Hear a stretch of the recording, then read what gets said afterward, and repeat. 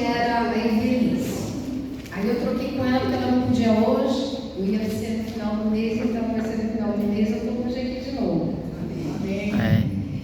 Eu queria trazer uma palavra para vocês que no dia 31 de julho, quando tivemos as festinhas dos aniversariantes, eu trouxe essa palavra rapidamente, por 20 minutos. Nem era eu que ia pregar naquele dia, era a irmã Wanda, né? E hoje eu quero trazer essa palavra de uma forma mais abrangente. É uma das palavras mais importantes da Bíblia. Enquanto vocês vão abrindo em Mateus capítulo 24, o Evangelho de Jesus escrito por Mateus capítulo 24.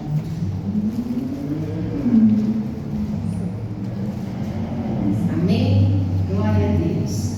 O nosso tema hoje é Jesus vem. Ele virá. Amém, aleluia. Mais rápido do que pensamos. E vamos ver hoje por quê. Vamos orar? Senhor, meu Deus e meu Pai, em nome de Jesus, estamos aqui para te bendizer, para te adorar, para buscar a tua face, para falar de ti, para te adorar em todo tempo. Só tu és digno de adoração, de louvor, de honra, de glória, de majestade. Ouvimos esses louvores, cantamos juntos, oramos juntos e agora vamos meditar na tua palavra. A tua palavra é santa, é maravilhosa, faz toda a diferença para a nossa vida, Pai.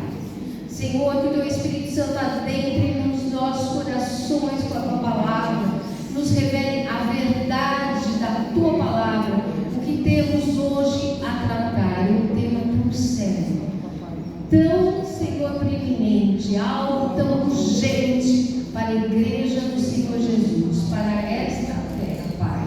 Fala conosco, Espírito Santo, fala conosco. Glória a Deus. Amém. O Antigo e o Novo Testamento falam da vida de Jesus Cristo. Em Daniel 2, quando Nabucodonosor teve aquele sonho, como uma visão, que ele viu uma grande estátua com a cabeça de ouro, representando o Império Babilônico, com o peito e os braços de prata, representando o império que viria depois, o Medo-Persa. Depois o ventre e as coxas de bronze, representando o império grego. Depois as pernas de ferro, representando o império romano. E por fim os pés, que era mais barro do que ferro. E Nabucodonosor estava admirando aquela estátua tão grande, tão majestosa, e de repente vem uma pedra do alto e atinge os pés da estátua, e a estátua cai por terra.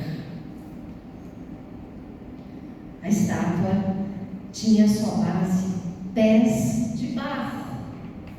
O nosso sistema atual de governo, essa pedra veio do alto, a pedra representando o reino de Jesus, que cobrirá toda a terra com sua graça, com o seu domínio, com sua justiça, com o seu comando, com o seu senhorio. Por isso que nós estamos vivendo momentos finais. Daniel falou das 70 semanas. Estamos na 69ª semana. A 70ª, última semana, fala do anticristo, da grande tribulação e da vinda do Senhor Jesus. Por isso vamos ler aqui em Mateus 24, quando Jesus e seus discípulos saem da Galileia para ir a Jerusalém visitar o templo, um templo construído por Herodes. Vamos ver aqui, do versículo 1 ao 14. Jesus saiu do templo e, enquanto caminhava, seus discípulos aproximaram-se dele para lhe mostrar as construções do templo.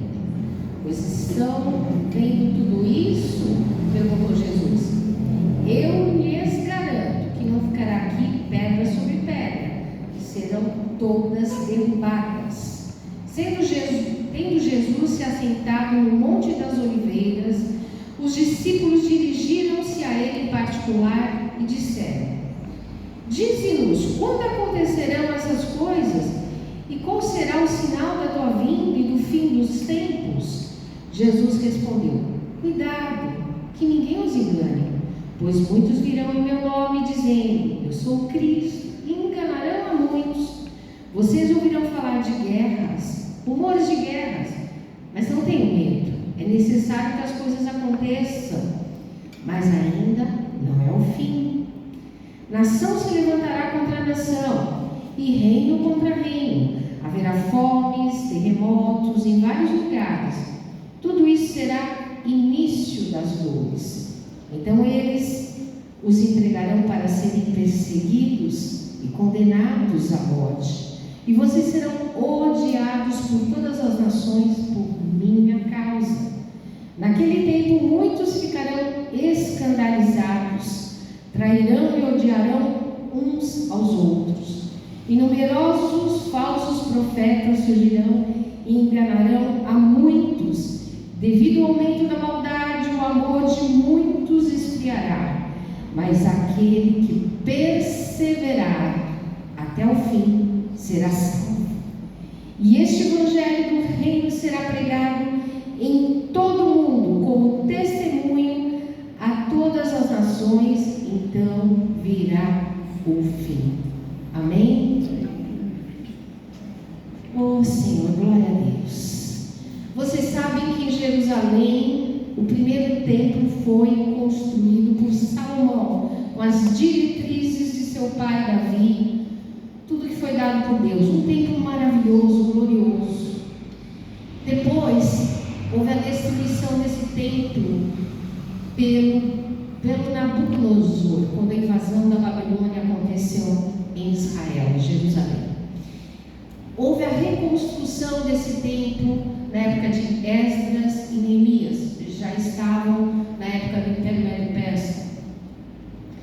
Depois esse templo foi novamente destruído, começou com a invasão do Antíoco Epifânio, que sacrificou um porco no altar, um sacrilégio para os judeus, e aí começou a guerra, logo depois dos Macabeus com o Império Romano, e o general Tito Flávio pôs por terra o templo. Aí Roma nomeia Herodes como governador da Galileia. Herodes não era judeu, queria a simpatia do povo. O que ele fez? Construiu um templo lindo, de pedras brancas, mármore, que a luz do sol refletia. E é esse templo que Jesus e seus discípulos foram visitar. Eles viajaram 190 quilômetros da Galileia para Jerusalém. E Jesus, ao ver o templo e tudo mais, ele choca os seus discípulos dizendo: não ficará pedra sobre pedra. E os seus discípulos queriam saber quando isso ia acontecer, como iria acontecer. Aí nós vamos pensar: o que tem movido a nossa vida? O que move os nossos corações? Muitos vivem em função da sua família, dos seus projetos, da sua carreira, dos seus sonhos, da fama, de riquezas, de muitas coisas. Mas seja o que impulsiona a nossa vida, saiba que isso vai se tornar prioridade, vai se tornar dono do seu coração, da sua vontade, do seu caráter. E se o que nós colocamos como prioridade em nossas vidas forem razões falíveis, passageiras, cedo ou tarde iremos nos frustrar.